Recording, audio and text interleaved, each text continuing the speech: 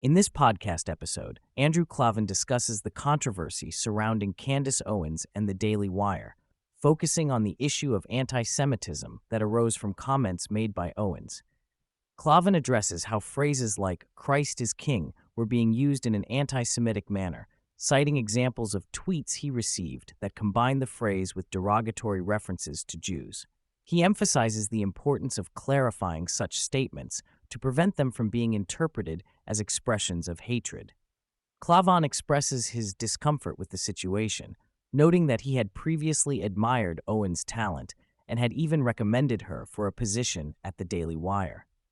However, he found it challenging to continue working in an environment where anti-Semitic rhetoric was being tolerated. He highlights the need to address and refute such language, even if it means facing backlash from certain individuals. The conversation delves into the broader issue of anti-Semitism and its historical roots. Klavan reflects on his personal journey of reconciling his Jewish heritage with his Christian faith, emphasizing the importance of separating Christian love from anti-Semitic beliefs.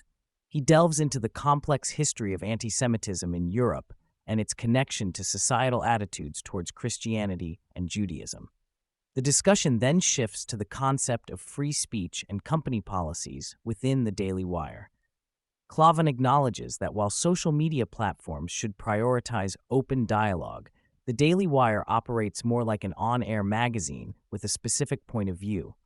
He explains that the company is not obligated to provide a platform for every viewpoint, especially those promoting bigotry or hate speech. He uses the example of expressing extreme views on abortion to illustrate the limits of acceptable discourse within the organization. The conversation touches on the issue of cancel culture and the criticism that can arise from holding individuals accountable for their statements.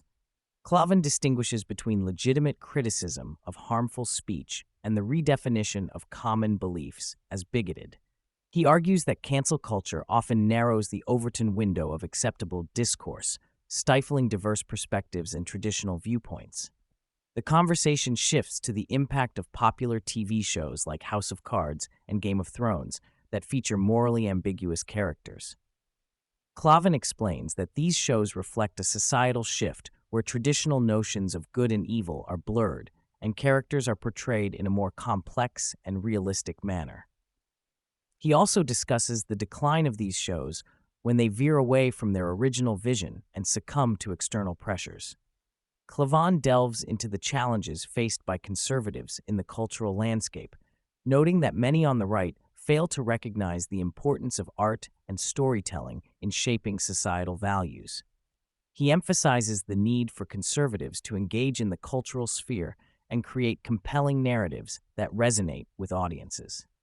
He suggests that conservatives should adopt a long-term approach to cultural change, similar to the gradual and persistent efforts of the left over the past few decades.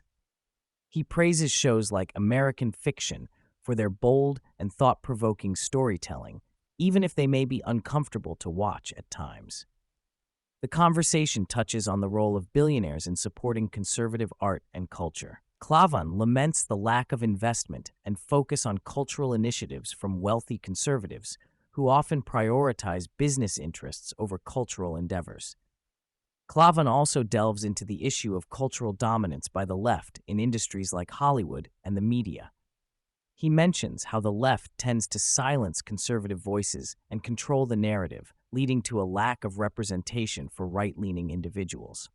He emphasizes the need for the right to build their own platforms and institutions to counter this imbalance. The discussion touches on the concept of virtue signaling and the desire for validation and importance in the entertainment industry. Klavan criticizes the trend of celebrities using their platforms to push political agendas without considering the impact on their audience. He also highlights the issue of blacklisting conservative voices in Hollywood and the challenges faced by individuals who hold right-leaning views. Klavan brings up the topic of religion and its role in shaping moral values and societal norms. He discusses the collapse of Christianity and its implications on the moral order in society. He mentions the resurgence of interest in religion among public figures like Russell Brand and Jordan Peterson, signaling a potential shift towards a more spiritual and moral outlook.